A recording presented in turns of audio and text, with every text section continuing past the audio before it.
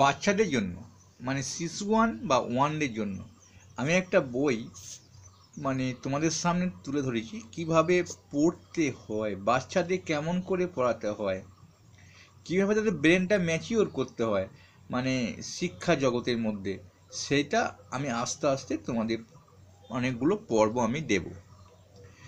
এটা প্রথম পর্ব। দেখো, এটা ওয়ানেরই একটা বই যেটা তোমরা স্কুল থেকেই পেয়ে যাবে, কিন্তু এটা শিশু ওয়ানদের জন্য কিন্তু এটা খুবই ভালো। কেমন করে পড়তে হয় বইগুলোর মধ্যে পড়ানোর যে সিস্টেম শিশু ওয়ানকে আমি সেটা ধাপে ধাপে শিখিয়ে দেব। দেখো, এইখানে একটা মানে 57 পাতায় একটা ছবি আছে।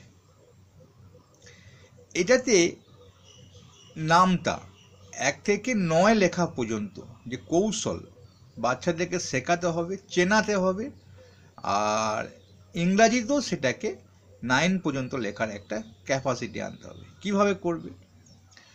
মনে করো বাচ্চাটা জানে যে 1 থেকে 9 পর্যন্ত লেখা, কিন্তু সে ইংরাজি জানে না।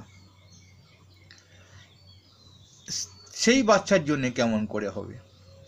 তাকে বলতে হবে, দেখো এদিকে তো লেখা আছে 6, 7, 8, 9, এবার কোনটার সঙ্গে কোনটা মিলবে?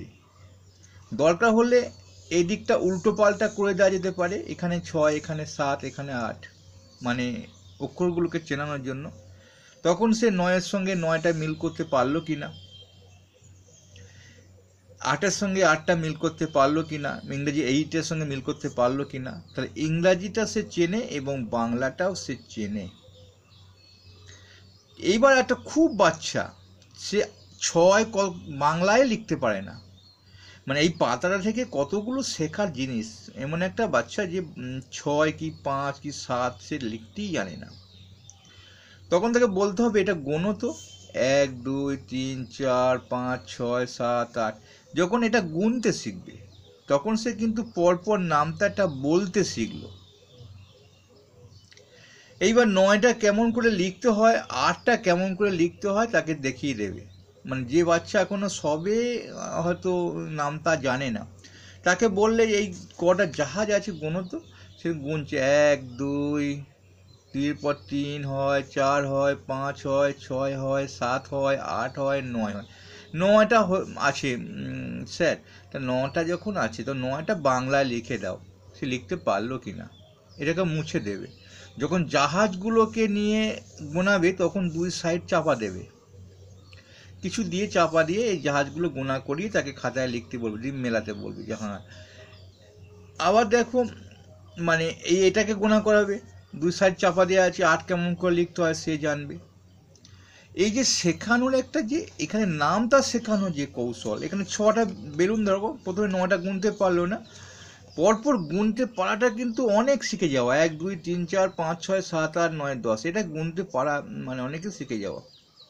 আমি একটা বাচ্চাকে পড়াচ্ছিলাম, তা বাচ্চাটা মানে 1, 10, 3, 13 সে লিখে দিচ্ছে 13, 1 আর 3, কিন্তু সেটা বলতে পারছে না। কিন্তু সেটা যে 1, 10, 3, 13 হয় সেটা কিছুতেই বলছে না, 1, 10, 4, 10টা আর বলছে না।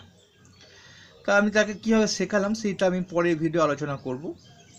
এখন এইটা তাহলে আমরা শিখলাম নামতাটা কিভাবে তৈরি করতে হয়, নামতা শেখাতে হয়, এবং ইংরাজি কিভাবে চেনাতে হয়।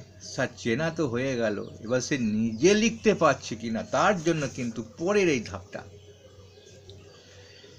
এই ধাপটা কিরকম দেবে বলবে, এখানে 9 গিয়ে শেষ হয়েছে, এদিকটা চাপা দেবে, 7 লিখতে পারি কিনা, 8 লিখতে পারি কিনা, 9 লিখতে পারি কিনা। 9-এর চেয়ে কম 8, 7, 6 কম ছোট বেশিটাও এখানে শেখা হয়ে যাবে, এবং বড় থেকে ছোট, ছোট থেকে বড়টাও শেখা হয়ে যাবে। মানে উঁচু দিয়ে যত উঠছে তত তো বেশি হবে, আর যখন নামবে তখন তো কম হবে। সেই কম বেশিটা কীভাবে শেখাতে হয় সেটা কিন্তু এটা একটা ভালো কৌশল দেওয়া আছে। শুধু ইংরাজি নয়, বাংলাটারও দেওয়া আছে। মানে নামতার 9-এর পর তো আমাদের আর সংখ্যা নেই, শূন্য শিখলেই হয়ে যায়, 1, 2, 3, 4, 5, 6, 7, 8, 9।